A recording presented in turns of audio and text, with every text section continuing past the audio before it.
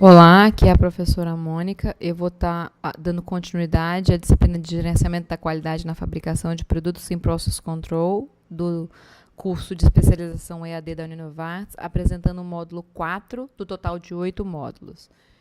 Então a gente vai continuar aquelas leis, aquelas 10 leis de boas práticas, lembrando mais uma vez que essas leis não são a forma original que a RDC 17 de 2010 se apresenta, ela é uma resolução contínua. Essas 10 leis foi uma organização que a Yugi Assessores, que é uma empresa de treinamento, fez para simplificar o treinamento para normas de boas práticas, e eu achei interessante e trouxe para vocês essa forma de abordar o tema, tá? Mas no módulo 3 a gente já falou os 5 primeiros princípios e agora a gente vai estar falando dos 5 princípios restantes. Lembrando que controle e processo é a lei que está abordada como a lei 9, e por isso a gente precisa entender todas as outras leis, porque não existe um elo da corrente ser mais forte que o outro. Mesmo que um elo menorzinho, mais frágil, ele se rompa, você não pode falar, mas já era previsto, ele já era menor. Então, cabe à sua empresa fortalecer as áreas que são os elos fracos, porque você tem que ter todos os elos trabalhando no mesmo conceito. Qualidade é a falta da especificação que você tem no seu registro para qualquer ponto do seu produto. Então, não adianta você ter especificações dentro da qualidade e você ter uma especificação que não está dentro do registrado. Você perde o direito de afirmar que esse produto tem qualidade. Então, falando sobre o princípio 6, a gente vai estar falando sobre o princípio de ter manutenção adequada das instalações e equipamentos produtivos. Como a gente falou, a mudança hoje em dia ela é cada vez mais constante.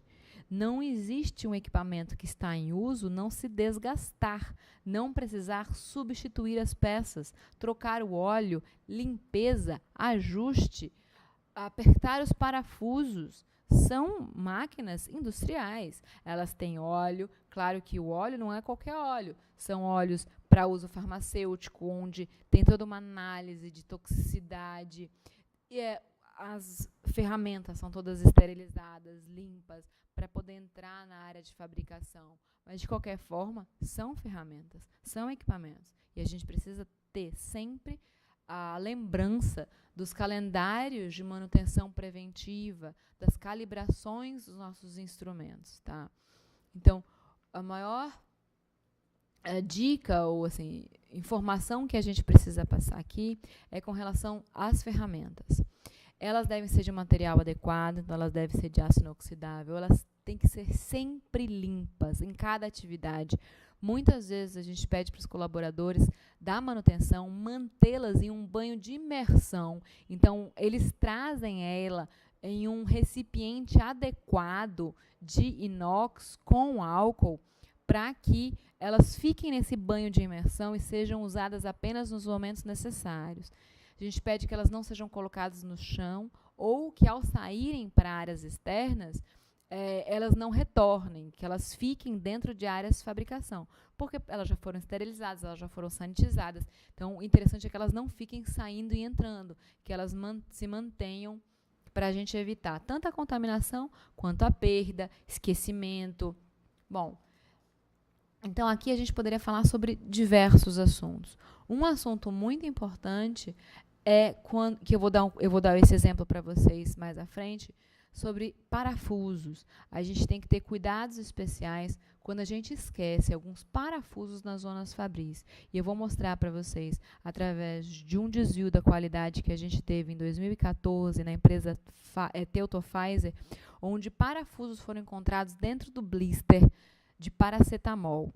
E não foi sabotagem, pelas investigações que foram feitas, foi esquecimento da equipe da manutenção desses parafusos que acabaram caindo pela esteira rolante da emblistadeira e acabou sendo emblistada no lugar de comprimidos, tá? Então, assim, a gente precisa ter cuidado constante com todos os elementos que possam causar desvios.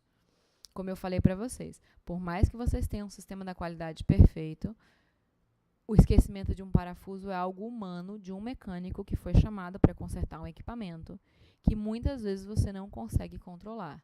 Então, você tem que botar o supervisor da manutenção observando, de repente, aquele processo de manutenção, caso seja um funcionário novo ou uma empresa terceirizadora, se já for um funcionário mais experiente, então, de repente, você já deixa ele trabalhar sozinho. É muito importante também você pedir para a equipe da produção se retirar naquele momento, porque o que acontece com muitas empresas que estão com pressa no conserto do equipamento para continuar a produção é que, para não perder tempo nenhum de produção, fica todo mundo na mesma sala. Então, ficam todas as meninas da produção, da embalagem, aquele monte de gente. Às vezes, o mecânico se desconcentra, começa a bater papo. E, como o setor está em movimentação, às vezes é até mais difícil para você de contar se todas as ferramentas que você trouxe, você está levando, como é que você está fazendo, porque é tanta informação naquele ambiente que às vezes te distrai e você fica com menos atenção para essa análise do que você deixou, de qual é o estado que você está deixando a área depois da sua manutenção. Tá? Assim, várias abordagens podem ser introduzidas para que esse erro humano seja evitado. Depois das ferramentas, a gente também pode falar sobre o princípio 7, que é o princípio de definir claramente o desenvolvimento pessoal através de descrição de cargos e salários, cargos na empresa. Qual é a importância disso? Como eu já falei para vocês, a retenção dos funcionários ela é fundamental para que eu tenha uma equipe altamente treinada, altamente motivada, porque se o meu funcionário veste a camisa, se sente parte da família, se sente integrado, ele vai querer sabotar menos, ele vai querer se responsabilizar mais pelo nome da empresa, ele vai conseguir me ajudar a treinar e a fiscalizar os funcionários novos que estão em treinamento. Então, a política de cargos e salários, ela diminui o rodízio, a saída dos funcionários realmente dessa empresa. Então, para eu ter uma cultura de boas práticas, eu tenho que ter vivência de boas práticas. E eu só tenho vivência de boas práticas se esses funcionários permanecerem na minha fábrica, pelo menos por um tempo suficiente para que eles adotem a minha política. 2 fábricas com qualidade, que geram produtos dentro da especificação, podem ter políticas de qualidade diferentes. Então, por mais que você saia de uma fábrica bem treinado e entre em outra política, você vai ter que se readaptar a essa nova política.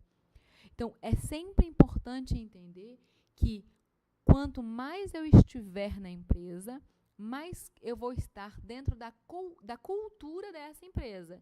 E eu vou conseguir respeitar o que essa política da qualidade solicita que eu execute. Então, eu preciso compreender qual é o meu papel dentro das boas práticas.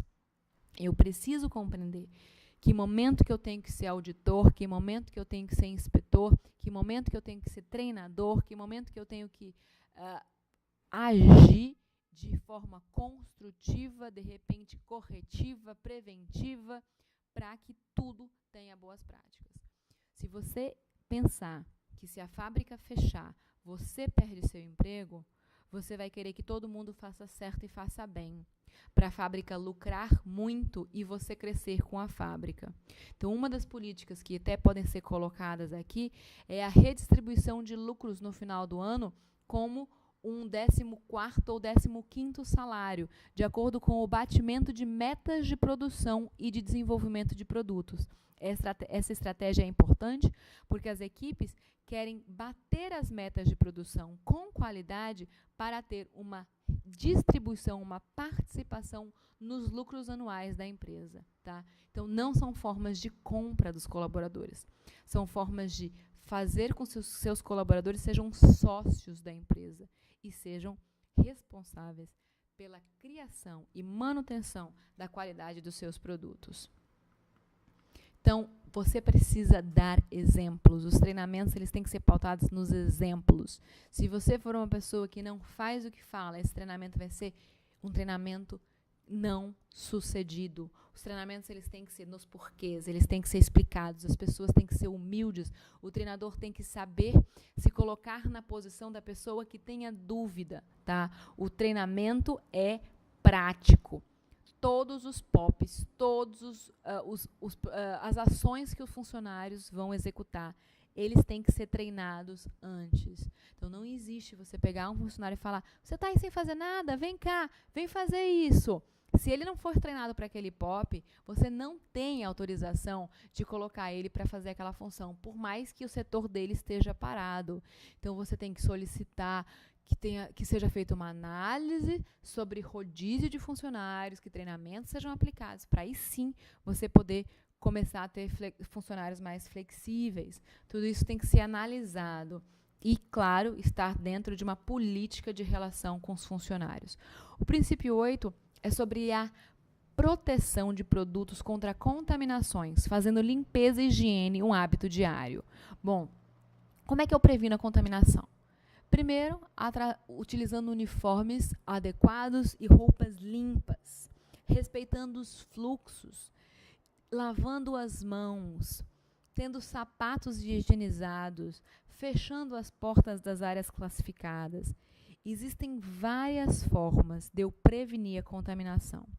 O que é importante? Importante é eu ensinar, porque cada uma das ações impacta na contaminação. Então, eu vou dar um exemplo para vocês. Vamos falar sobre roupas e uniformes. Eu posso até envolver isso junto com o fluxo. Empresas estabelecidas dentro de um conceito de qualidade interessante, têm fluxos de vestiário e produção adequados, onde eu entro no vestiário, eu tiro a roupa que eu vim da minha casa, onde eu coloco dentro de um armário, junto com a minha bolsa, com o meu sapato. O ideal é que eu tenha uma área onde eu possa me higienizar, lavar as minhas mãos. Dependendo do tipo de produção que eu tiver, eu vou ter que tomar banho. E aí, eu passaria para uma outra área, com outro armário, que teria o meu uniforme de trabalho.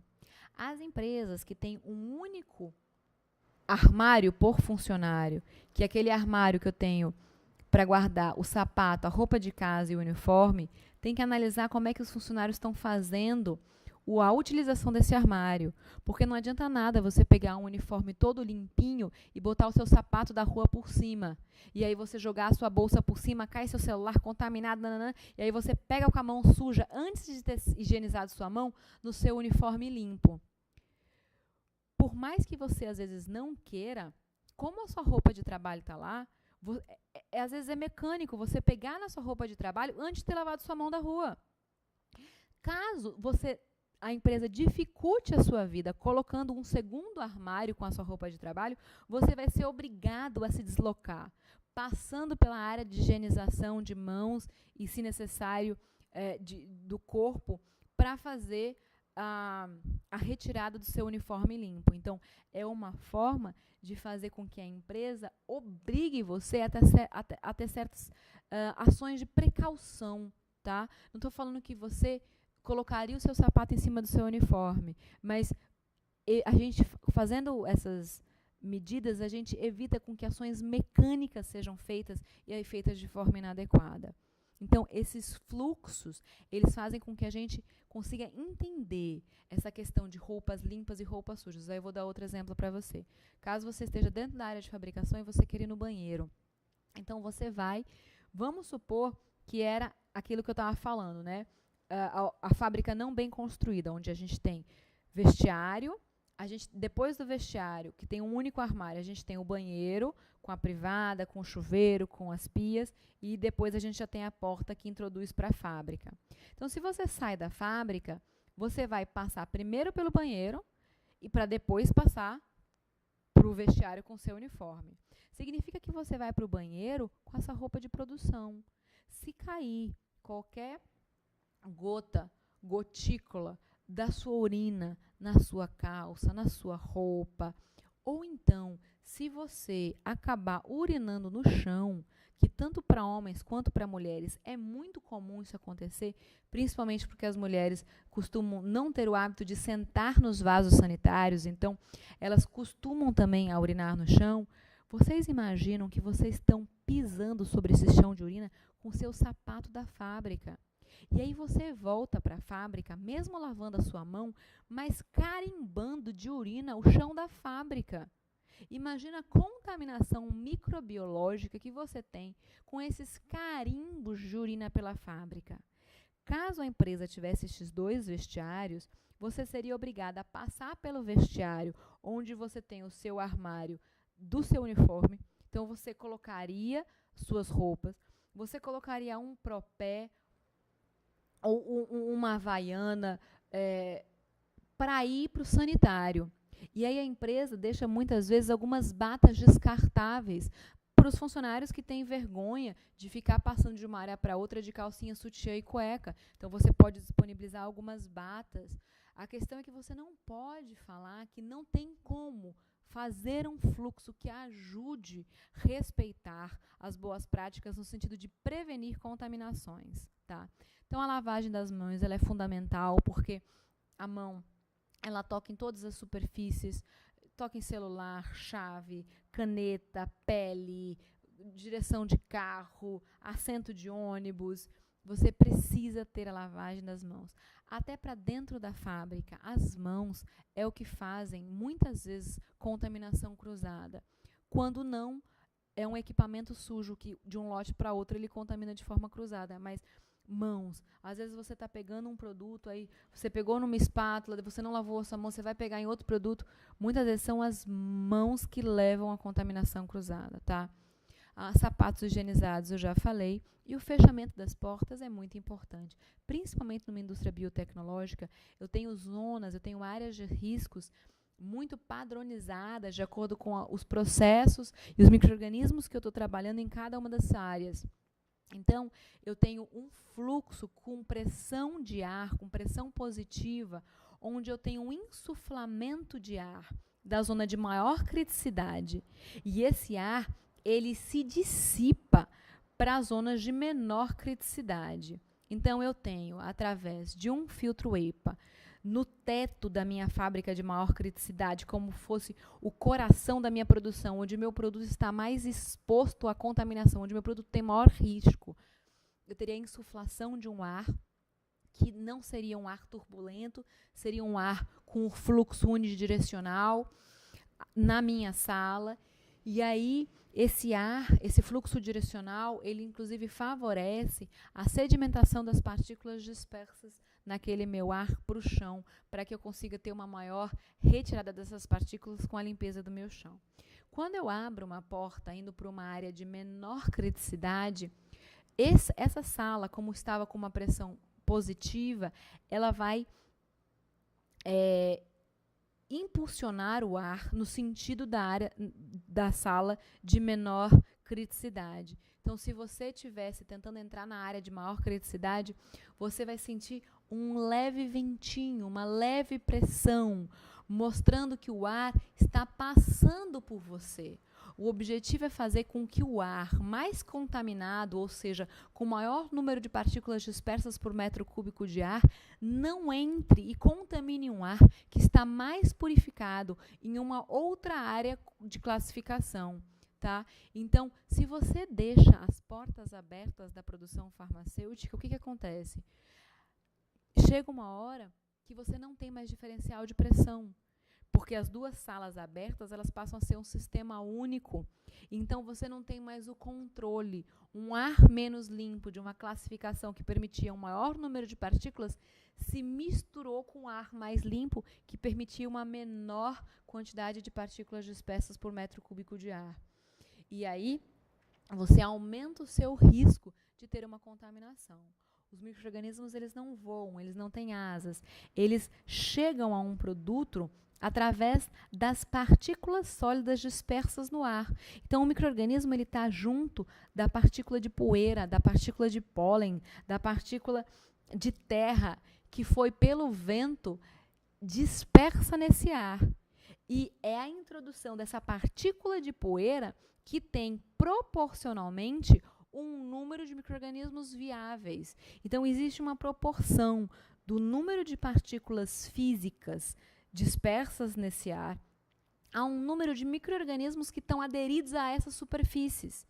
Significa que, vamos supor, se você tenha 100 partículas dispersas por metro cúbico de ar, você pode ter tanto de unidades formadoras de colônia caso você filtre esse ar e você incube esse filtro em uma placa de cultura para mostrar que existe promoção de crescimento de algum micro-organismo presente daquela sua sala, do seu bioburden, tá? Então, é importante vocês entenderem que todo o sistema de engenharia farmacêutico ele foi feito para ter um fluxo que respeite a não contaminação, a prevenção de contaminação. Se eu tenho um sistema de HVAC, que é um sistema de ar-condicionado, e climatização e insuflação de ar, de pressão de ar, na minha fábrica, não foi barato, não foi fácil. Era muito mais fácil eu ter colocado um ar-condicionado em cada sala. Se eu tenho um sistema de ar-condicionado geral, é porque eu preciso desse sistema. Se eu tenho portas que são caras, que têm travamentos, que têm mecanismos de segurança, é para elas ficarem fechadas. Se eu tenho uma porta, é porque não era para ser um vão. A indústria farmacêutica não rasga dinheiro. Se você vê uma porta e se você não fechar essa porta, aí eu falo, ou você não foi bem treinado, ou aquela porta é inútil, destrói e faz um vão. Porque a indústria também não precisa de funcionários perdendo tempo para fechar a porta se a porta não fosse necessária. Então, existia um engenheiro especializado em engenharia farmacêutica para fazer aquela estrutura, aquela análise de fluxo. Você tem que respeitar que isso foi bem desenvolvido. Então, funcionário que não fecha a porta não respeita a prevenção de contaminação. E aí você pode fazer um treinamento com relação a maquiagem, unha, touca de cabelo, comportamento, principalmente para a indústria biotecnológica. Existe uma explicação por que a gente não pode usar maquiagem. E essa explicação ela é muito lógica. Não é porque a maquiagem deixa você mais bonita e as pessoas vão perder a atenção, vão se distrair, ou porque a maquiagem vai deixar você menos limpa. Na verdade, a maquiagem, ela é muitas vezes um elemento mineral que desprende partículas durante o dia, porque você vai descamando as suas células e você vai suando, você vai se movimentando, essas partículas de maquiagem, elas vão se depositando, elas vão caindo da sua pele. E lembrem-se, as maquiagens, muitas vezes, elas são de uso a granel. Então, se você tem um pó, imagina aquele pó que você passa sobre o seu rosto com uma esponjinha que você tem há 1 ano. Imagine o número de células mortas que você já retirou da sua pele, que você já adicionou a esse pó, e ao número de micro-organismos que estavam presentes no seu extrato córneo, que estão dentro desse pó. Esse pó não está contaminado ainda no sentido de crescimento, porque ele é um elemento mineral que não tem água e não tem tantos nutrientes. Então, os micro-organismos eles estão naquele estado de desnutrição, de vegetação. Mas caso eles entrem em contato com um produto farmacêutico que tenha água, que tenha condições de viabilidade celular, que tenha nutriente, por que ele não vai se proliferar? Então, todos esses pós que você usa nas sombras, nas bases, no pó compacto facial, eles geram essa dissipação de partículas ao ambiente, que tem um número de partículas controladas. O batom é outro exemplo de um produto cremoso de contaminação microbiana. Se você tem um batom velho na sua casa, e se você é homem, peça para analisar um batom da sua esposa ou da sua mãe, você vai observar que ele começa da parte de cima a ter uma alteração de cor. E essa alteração de cor, quanto mais velho ele for, vai descendo até a parte plástica do seu batom. Por quê? Porque, na verdade, quando você passa o batom na sua boca, as células e os micro-organismos que estavam na sua boca vão ficar nesse batom. E eles vão se nutrindo do seu batom. Isso vai causando formação de odor, e o batom vai mudando o odor, e alteração de cor pelo metabolismo do micro-organismo, muitas vezes ele metaboliza aquela cor e diminui a intensidade da cor. É o que vocês podem observar na maior parte dos batons. E aí, quanto mais velho, maior vai sendo o consumo microbiano, e por isso que o batom vai ficando inteiro consumido e o batom vai mudando as propriedades físico-químicas. Isso, se você compartilhar o batom com outra pessoa, ainda é pior, porque daí são duas floras diferentes sendo cultivadas no mesmo batom. Então, batom e maquiagem não se compartilha, porque são produtos que não se usa uma vez só, são produtos de uso contínuo. Isso é uma questão de higiene pessoal. Isso você tem que ensinar, sim. Por que você não vai ensinar? Eu aposto que se você ensinar, e se você até pegar alguns exemplos dos micro-organismos que podem ser cultivados no batom, porque eles estão presentes no seu lábio, e os riscos que isso podem fazer a um medicamento injetável, a um medicamento estéreo, a uma pomada estéreo ocular, são riscos que, se você mostrar, a pessoa não vai querer usar batom. Ela vai usar batom fora da sua fábrica e ela vai até parar de compartilhar o batom, tá? Da mesma forma, quando você explica por que não pode ter unha pintada. Mesmo sobre a luva, você não pode ter unha pintada. Você tem que usar toucas. Então, assim, quando você explica os porquês, a sua equipe sai fortalecida. E é isso que eu espero de uma pessoa que tenha compreendido como prevenir contaminação. Então, você compreendeu adequadamente o princípio 8, desses 10 princípios que eu estou querendo abordar com vocês. No próximo slide, eu mostro uma tabela onde eu coloco a quantidade de micro-organismos que eu tenho de acordo com o local do corpo. Então, a gente pode observar que no couro cabeludo eu tenho 1.500.000 micro-organismos por centímetro cúbico. Vejam que é couro cabeludo, não é cabelo.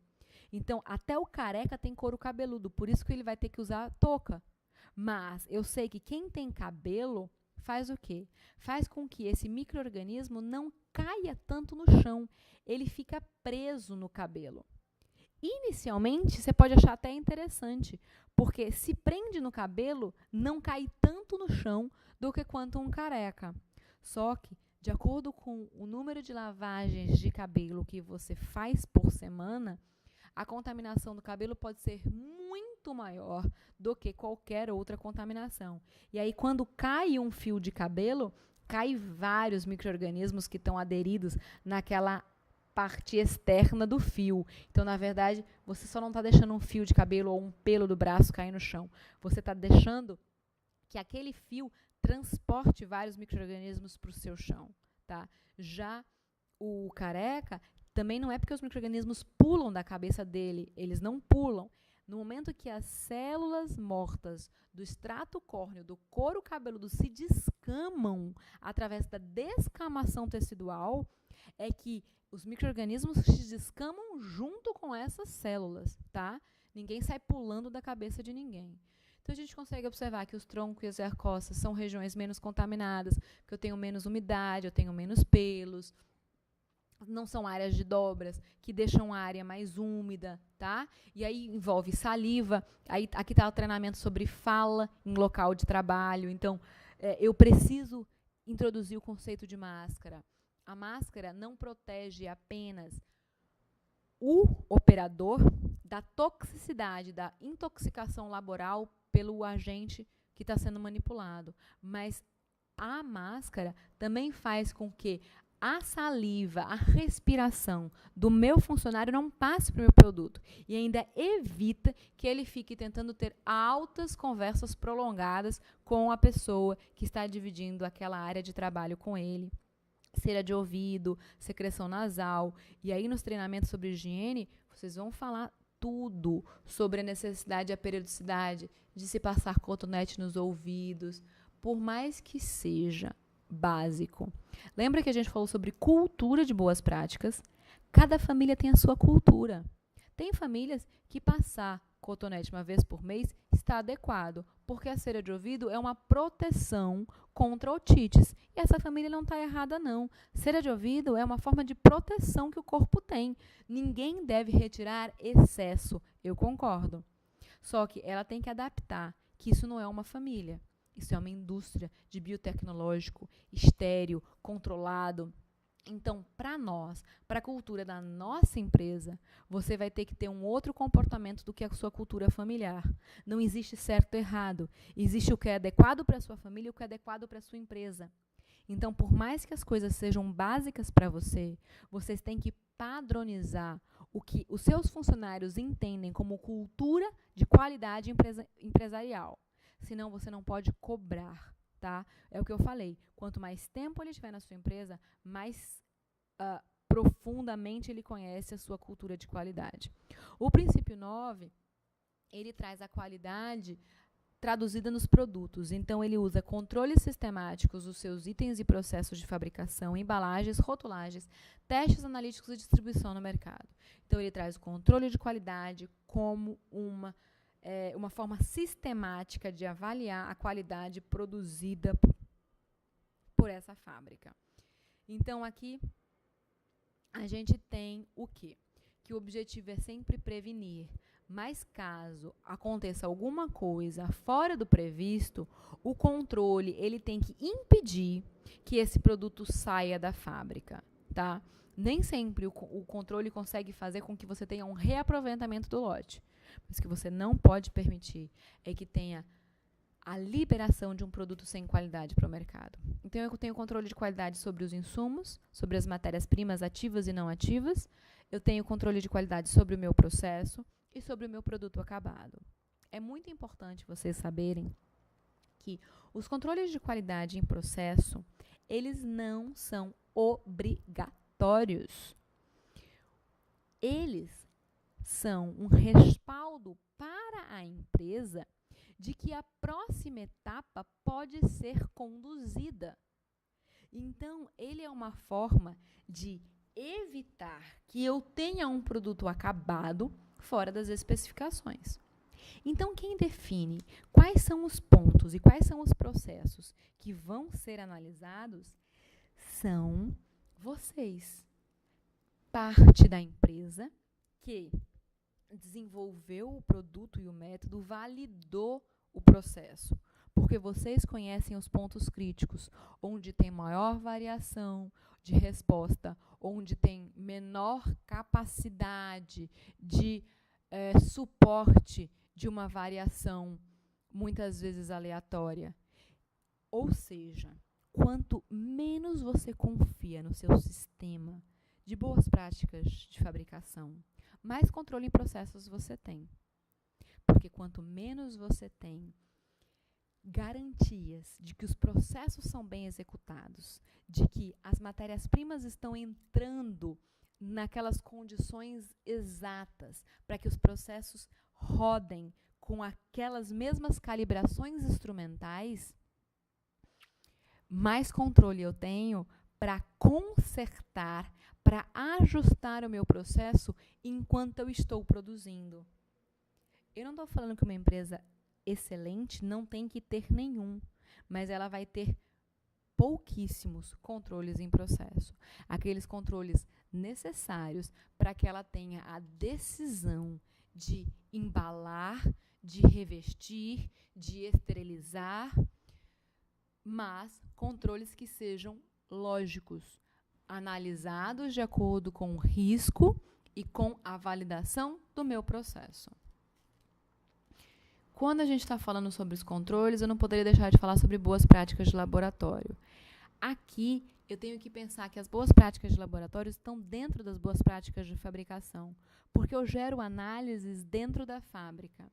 Então, eu preciso de procedimentos relacionados com o processo e as condições sobre as quais o estudo do laboratório é planejado, conduzido, monitorado, registrado e relatado. Então, vou dar um exemplo. De acordo com as boas práticas de laboratório, o gerente do meu controle de qualidade não pode ser o mesmo gerente da minha produção, porque seria conflito de interesse. Ele teria interesse em aprovar os lotes produzidos pela sua equipe. Então, o gerente de controle de qualidade pode ser até o gerente de outra área também, de repente de desenvolvimento, mas não da parte de produção. Então, a gente vai analisar de uma forma geral todos os procedimentos que vão garantir com que aqueles meus estudos de laboratório, eles sejam planejados, conduzidos, monitorados e registrados, relatados de forma adequada. Para isso, a gente precisa falar dos resultados de fora de especificação, que em inglês é out of specification. O que é? Quando a gente fala de desvio, a gente fala de fábrica e a gente fala de uma investigação de desvio.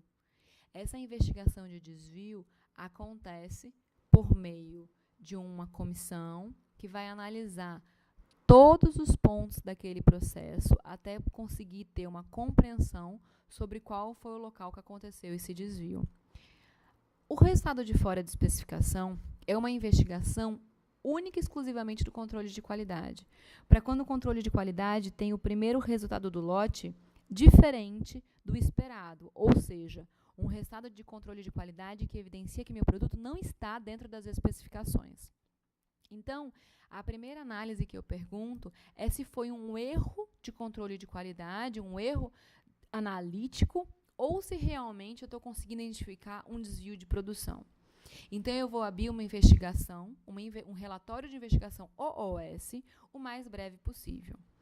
Eu não vou determinar se a análise... eu não vou, necessariamente, o objetivo do OAS não é determinar qual foi o local que aconteceu o meu desvio, mas eu quero determinar, através de uma reanálise, se eu tenho ou não um desvio de produção. O objetivo é fazer uma nova análise para ver se eu posso ou não liberar o lote. Então, eu não vou repetir as análises antes da investigação. Primeiro, eu vou aplicar um checklist de investigação. Depois, eu vou procurar utilizar as mesmas amostras para comprovar o desvio, para tentar identificar a falha. E se não for encontrado o motivo dos resultados fora da especificação, então eu faço uma nova amostragem para fazer esse reteste. O objetivo é que eu consiga tentar identificar se houve um erro laboratorial ou se é um erro que me obrigue a reprovar um lote de produto semi-acabado ou acabado. Eu vou ter que refazer o teste conforme o POP, eu não posso mudar a metodologia de análise. Esse reteste vai ter que ser feito por um outro analista. O número de retestes ele foi definido em um POP específico para condução de OS e os resultados novos substituem o original. Eu tenho a autorização de substituir um resultado reprovado, caso tenha sido um erro analítico e não um erro de fabricação, tá? Então, se o reteste for aprovado, o lote passou e pode ser comercializado. Existe no FDA uma lista dos itens que tem que ter dupla checagem. Dupla checagem é quando você faz um procedimento e você assina que você fez. E aí um colega ou seu supervisor, ele chega e ele confere o que você fez. E ele assina atrás de você. Então, o que a gente tem para dupla checagem? Adição de componentes, pesagem, rendimento, rótulos, manutenção, limpezas, batch records, passos significativos e registros de laboratório. Ou seja, são locais onde o risco de ter erros são altos. E é por isso que eu tenho dupla checagem.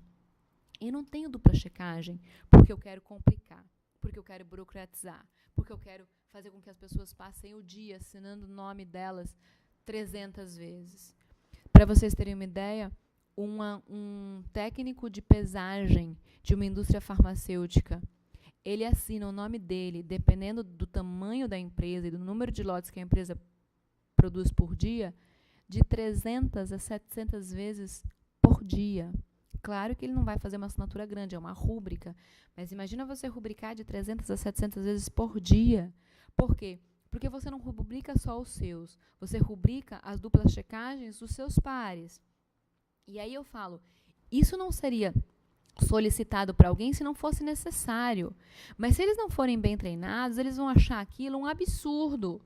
Então, vocês têm que treinar a equipe de pesagem mostrando importância da pesagem ser bem feita.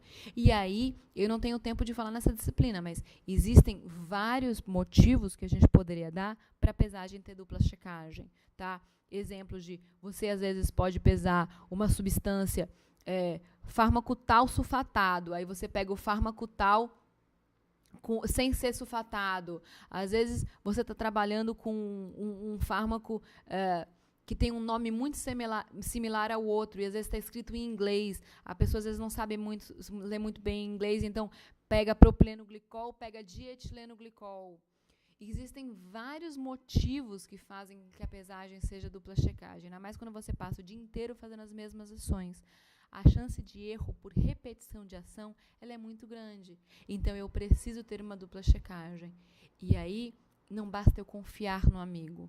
Fazer dupla checagem é proteger o amigo, porque é muito mais fácil jogar fora meio quilo de produto que foi pesado errado do que eu jogar fora 1 tonelada de produto que foi produzido em área fabril errado, tá? Então, respeitando a dupla checagem, a gente vai documentar e registrar todos os resultados desses testes e análises de laboratório. E o princípio 10 é um princípio de auditorias e inspeções. Como eu falo, a auditoria ela é a autoinspeção ela é a mola propulsora para uma indústria que realmente está em busca de uma melhoria da qualidade no seu sistema da qualidade farmacêutica. Só quando eu consigo entender as minhas falhas e entender que essas falhas não são porque eu, funcionário, sou melhor ou pior. Às vezes são falhas que, inclusive, pelo meu relatório de autoinspeção, justificam ao meu chefe um investimento maior na minha área, a contratação de uma equipe maior para o meu setor, a substituição de um equipamento velho por um novo. Talvez, se eu não tivesse esse relatório de autoinspeção, eu não teria o dado numérico que justificasse para o meu chefe o investimento financeiro de alto porte naquele meu setor. Então, um chefe coerente, um gerente, um coordenador coerente, ele não tem medo dos seus erros, porque não são erros. São limitações físicas, estruturais, de procedimentos, e que você entende que são limitações, às vezes, independente de quem você seja. Às vezes são limitações de eu preciso passar por uma reforma física, porque o meu teto não está mais adequado para a produção de tal produto.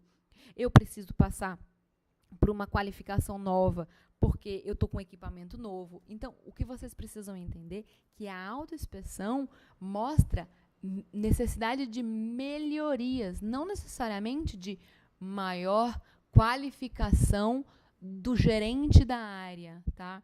Então, eu peço que vocês pensem na autoinspeção como uma mola propulsora, entendendo a importância dela para mostrar as deficiências de forma transparente, para que a gente possa corrigir, porque o objetivo é encarar os defeitos com responsabilidade. Se a gente ficar só fazendo o que é bom e esquecendo o que é ruim, a gente vai ficar ultrapassado, porque vai chegar uma hora que nem no que a gente é bom a gente evoluiu, e tenha certeza que o resto evolui, tá? Então a gente precisa evoluir o tempo todo. Então, eu passo esse filme ele pode ser acessado até no YouTube. Você coloca Olívias na TV, é um programa do Multishow, extremamente interessante. E eu quero que vocês assistam esse filme Senso, tá? É um filminho de 3 minutos, mas é muito interessante a abordagem, o comportamento dessa dona de casa durante a aplicação, né, do questionário do censo. Porque essa pessoa está querendo se defender tanto, ela está querendo tanto estar na média, que ela não se percebe, que às vezes ela não analisa como ela está sendo ridícula. E muitas vezes, quando você tem essa postura na sua fábrica, você não percebe como você está sendo ridículo, como você está sendo inseguro. Isso não é um papel de uma pessoa que busca qualidade. Se você não tem comprometimento com a sua qualidade como profissional, imagine o comprometimento da qualidade na empresa como produtora de medicamentos. E aí eu falo para vocês, se em 2014, com todas esse amadurecimento que a gente teve no sistema da qualidade, com essa abordagem que eu passei para vocês de 10 princípios, Vocês acham que ainda existe desvio de boas práticas de fabricação? Será que os desvios que acontecem hoje ainda são parecidos com o que aconteceu naquelas décadas que eu mostrei para vocês inicialmente? Bom, sim, a gente ainda tem desvios. Às vezes em menor número, mas às vezes até em proporções maiores. Tá? Então eu mostro esse caso em 98 da Schering, que foi aquelas pílulas de farinha do anticoncepcional microvilar. O que aconteceu? A justificativa da fábrica é um erro que na minha concepção é grosseiro, porque eles falaram que não foi sabotagem. O que aconteceu foi um teste de máquina com placebo. Teste de máquina é quando o produto é muito caro e a empresa, em vez de gastar o produto para ajustar a máquina de produção, ela usa amido, que nada mais é do que um tipo de farinha, amido, celulose, recipientes diluentes baratos, para fazer o ajuste da máquina. E quando a máquina está grossamente ajustada, esse placebo é descartado, entra o produto para fazer o ajuste fino. Mas aí você descarta muito menos produto do que você usaria para fazer o ajuste completo. Só que se você é o farmacêutico ou o profissional responsável por estar acompanhando essa produção, você sai abraçada com esse placebo dentro de um carrinho trancada com cadeado, porque placebos, amostra grátis, produtos sob controle especial da 344 são produtos que a gente tem um controle. Não é um produto, não é um descarte que você deixa tranquilamente do ladinho no chão da sua fábrica. Até quando você está fazendo algum produto e gera pequenas falhas, pequenas quebras, que você tem, às vezes, uma barrica de produtos que foram descartados, quando você está terminando a produção, a primeira coisa que você faz é lacrar aquele produto, colocar número de lacre, acompanhar ele até o almoxarifado, que são os produtos que vão ser incinerados. Você tem que ter um controle, uma responsabilidade. Como é que você mistura esses comprimidos de placebo junto com comprimidos normal e emblista como se tudo fosse o mesmo lote? E outra coisa, caso você estivesse usando comprimidos de placebo para calibrar a máquina de emblistagem, era só você não ter impresso no blister a data de fabricação e o lote. É uma ferramenta básica. Você até pode emblistar placebo para fazer ajuste da emblistadora também. Mas sem gravar lote e validade, o produto não vende. Como é que você grava? Que são coisas, é final, é independente do processo. Tá? Então, assim, existem ferramentas que você tem que ter muito cuidado. E aí eu peço para vocês assistirem esse vídeo, existem vários vídeos na internet sobre o impacto que essas mães que não queriam ter filhos, que não namoravam, que não trabalhavam, que estudavam. Imagina você ter um planejamento de vida e esse planejamento de vida ser interrompido porque uma pessoa não fez o seu serviço como deveria fazer. Como é que você explica que uma cartela de produto com comprimidos de amido foram parar no mercado? No mínimo, é incompetência. Aí você fala falhas do sistema, falhas de observação, falhas de cuidado. De qualquer forma, nada é justificável para as pessoas que não queriam ter filhos. Em 98 a gente teve, assim, continuando esse caso da Schering, esse vídeo é interessante para vocês assistirem, porque mostra até como foi questões financeiras dessas pessoas que foram prejudicadas. Outro caso para vocês verem foi o caso de maio de 2003 com o Celobar, que provocou 21 mortes e danos a 21 pessoas. E, assim, foi um caso muito agressivo com relação a contraste, tá? E esse contraste, você fala, poxa, o que será que aconteceu? Será que teve um desvio de fabricação? Será que teve erro no processo? E, às vezes, você vê que a coisa é muito mais feia. Nesse caso, não foi um erro. Nesse caso, foi uma escolha de economizar com o ativo. Então, era uma empresa que estava com problemas de compra do ativo, porque já devia para o fornecedor, resolveu sintetizar o ativo sem permissão, não conhecia bem essa rota de síntese, acabou gerando um subproduto. E aí vocês podem ler essa reportagem da revista Época, é só digitar no Google que ela aparece para vocês. Vocês vão se assustar com o que essa reportagem traz para vocês, tá? Então, assim, quando você lê essa reportagem, eu faço questão que vocês leiam, assim, eu obrigo que vocês leiam, que eu chorei. E acho que qualquer pessoa chora lendo essa reportagem. Que você vê como é que uma decisão mal tomada impacta em vidas de forma tão drástica, de forma tão irrecuperável, sabe? E é aquilo que eu falei, você precisa de informação para poder tomar as decisões corretas. Ele só poderia ter tomado a decisão de sintetizar o produto se tivesse autorização da Anvisa, se tivesse registro para ser produtor de matéria-prima e se conhecesse o procedimento.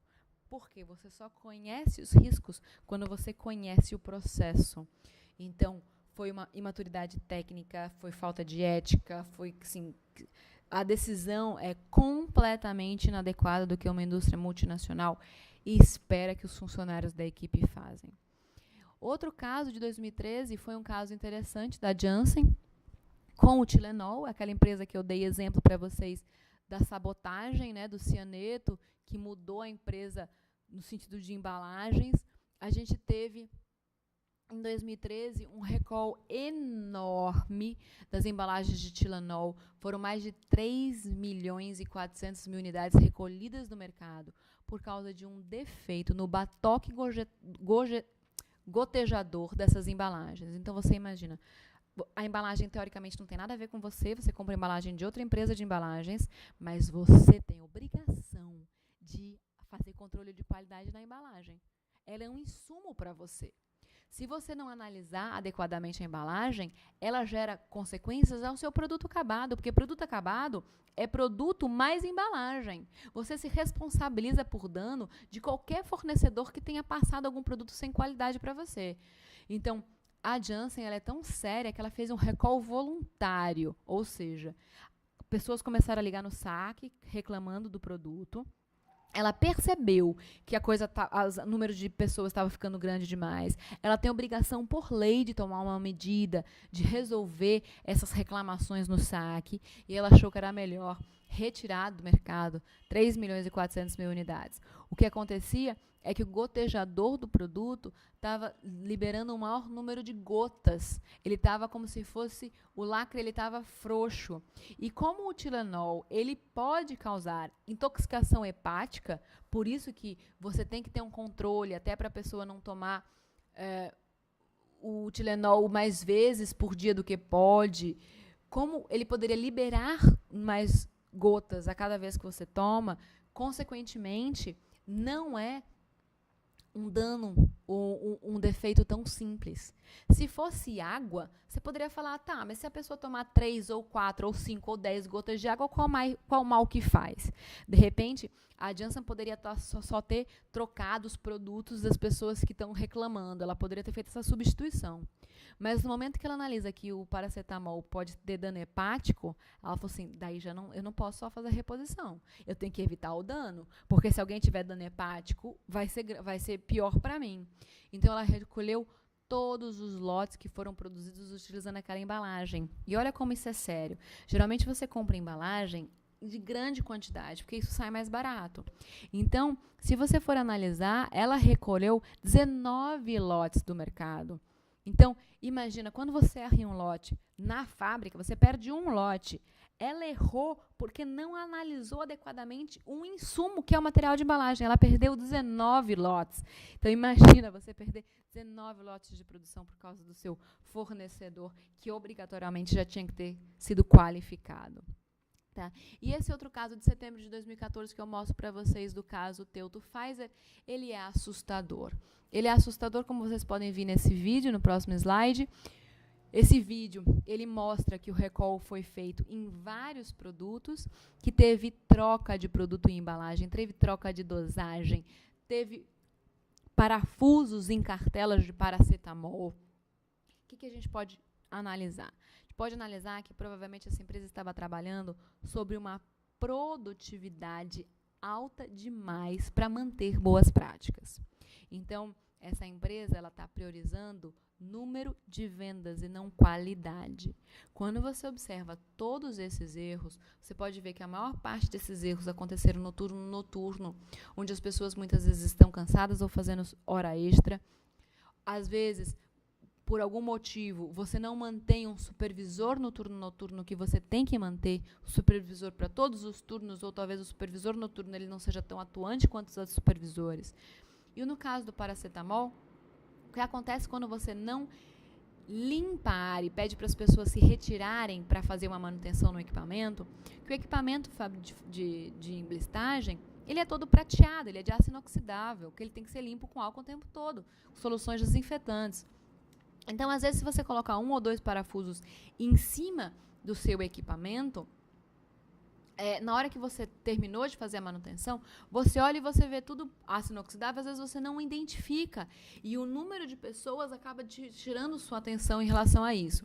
Quando o equipamento volta a funcionar, esse equipamento começa a entrar em vibração, e aí é muito comum que os parafusos rolem e caiam. E nesse caso, caíram nas esteiras e foram emblistadas juntos com os outros comprimidos, assim, e ficaram em locais em substituição ao comprimido. Se você for observar, é um erro humano, é um erro passível, mas é um erro que não pode ser aceito. Aí você pode falar, Pônica, mas então por que não coloca bolso na roupa dos mecânicos para eles ficarem colocando os parafusos em bolsos? Aí eu falo para vocês, estudem antes de dar qualquer sugestão e fazer qualquer comentário, porque o mundo farmacêutico ele é muito mais complexo do que vocês imaginam. Se fosse bolso a resolução, já teria tido. Pelo contrário, o bolso ele é uma forma de introdução de riscos. Os macacões dos mecânicos não podem ter bolsos e não podem ter botão, porque muitas vezes os botões ficam presos em algumas ferramentas do equipamento, e a gente já teve alguns casos em algumas indústrias de funcionários que perderam a roupa ou que parte da barriga foi mastigada pelo equipamento porque a roupa ficou engatada nas esteiras rolantes por causa do botão.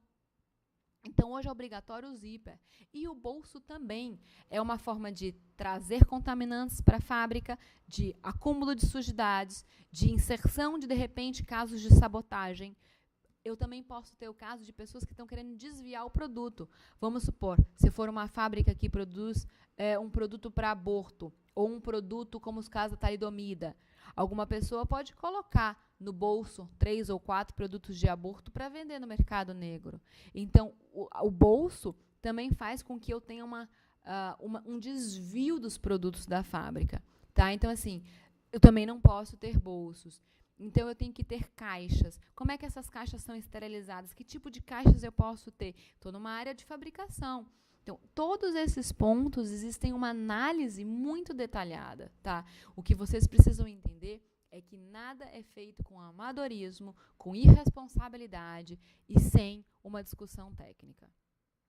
Então, não há desvio pequeno ou grande, desvio é desvio, não conformidade é não conformidade, falta de qualidade é falta de qualidade. Não se aceita um produto com meia qualidade. O foco é a saúde. Nós não somos uma indústria de borrachas, então você precisa ter responsabilidade. O desvio, ele vai gerar prejuízo financeiro, mas ele pode gerar só prejuízo financeiro, como prejuízos mensuráveis, como atrasos, perda de lote, mas ele pode gerar prejuízos não mensuráveis, com responsabilidade civil, perda de cliente, perda de imagem, perda da motivação, porque você não acredita mais na seriedade da sua empresa, tá? Então, você não consegue quantificar o prejuízo financeiro que você vai ter por não ter boas práticas de fabricação. Então, agora eu deixo vocês fazendo a atividade 4 e eu encontro vocês mais à frente.